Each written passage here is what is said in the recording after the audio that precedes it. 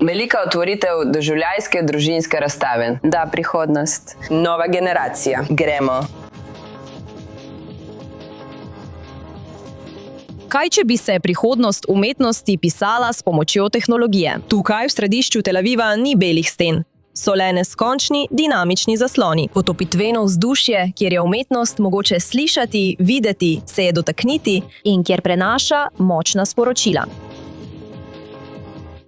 Ko so nas prosili, naj pripravimo razstavo o izbirah, moje misli so bile v digitalnem svetu. Imamo veliko izbir, ki za seboj puščajo sledi. Zato sem razmišljala, kako lahko digitalno umetnost in delo prevedem v nekaj, kar bo bolj namenjeno otrokom. Bo videti bolj kot čarovnija, za nas odrasle pa bo tako, kot da lahko vidimo sled v digitalnem svetu. Zato sem ustvarila nekaj, kar je videti kot dež iz matrice, pa da binarna koda. In preprosta kamera te lahko pripravi do razmišljanja. S kamero z globinskim senzorjem se lahko vidiš v pixel art podobi. In vsako tvoje gibanje pravzaprav pušča sled.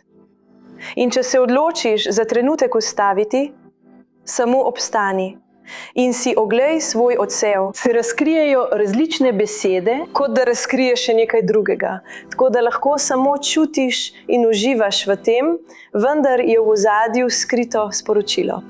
In lahko vidiš, ko se nehaš premikati, sporočilo se razkrije in lahko raziskuješ, kako tvoje gibanje in tvoje odločitve nekaj razkrijejo in pustijo sled. Wow. To je v resnici tisto, kar je v ozadju.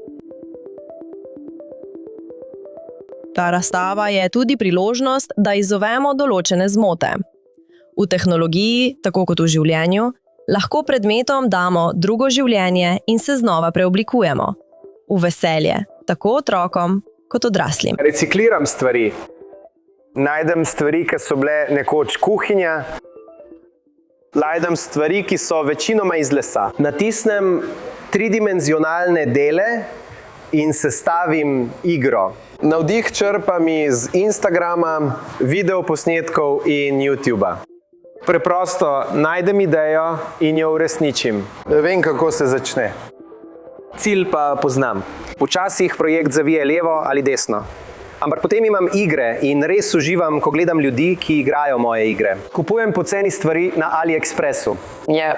Večinoma programiram z umetno inteligenco. In to je to. Samo izdelujem igre. Kot vi vemo, ustvarjalnost nima meja.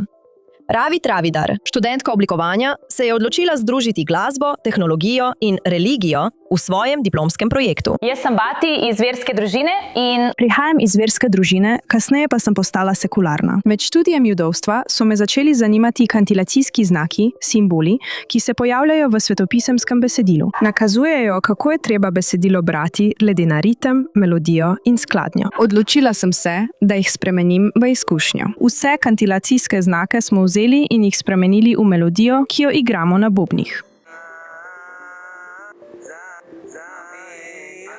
Nazvidenje. Za vizualni vidik pa sem navdih črpala iz kandinskega metode. Slišal je zvoke in jih prevedel v izkušnjo oblik in barv. Prvi dogodek Yes Future smo začeli v času vojne. In bilo je, veste, kot luč. Veliko razmišljamo o tem, kako si lahko predstavljamo svojo prihodnost in se trudimo, da ne bi posvečali pozornosti temu, kar se dogaja. Prva glavna tema je bil čas. In z vsemi umetniki smo razmišljali, kaj je čas za nas, kaj je prihodnost, kaj je zdaj. Morda je zdaj že prihodnost. In okoli tega je veliko vprašanj. In tokrat sem izbrala glavno temo za razprave in umetnost. In to je bil prostor možnosti, kako lahko sprejemamo odločitve in kako nas bodo te odločitve pripeljale v svetlo prihodnost. Pomagati, združevati ljudi. To je pravzaprav Darjev cilj. Želela sem predstaviti vero v pozitivni luči. Trenutno je v državi veliko delitev. To je stara razdelitev. Obstajajo ljudje, ki so proti veri ali pa o njej preprosto ne vedo veliko. In želela sem narediti to. Je bolj dostopna, ker igram bobne. Mislila sem, da bom združila vse različne vidike mojega življenja. Glasba, vera, oblike in motion design, ki jih tako obožujem in jih združim. Ja. Jih v eno smiselno celoto. Sistem, ki deluje. Način za osvežitev podobe umetne inteligence in tehnologije, hkrati pa predstavitev nove generacije umetnikov, ki samozavestno zrejo v prihodnost.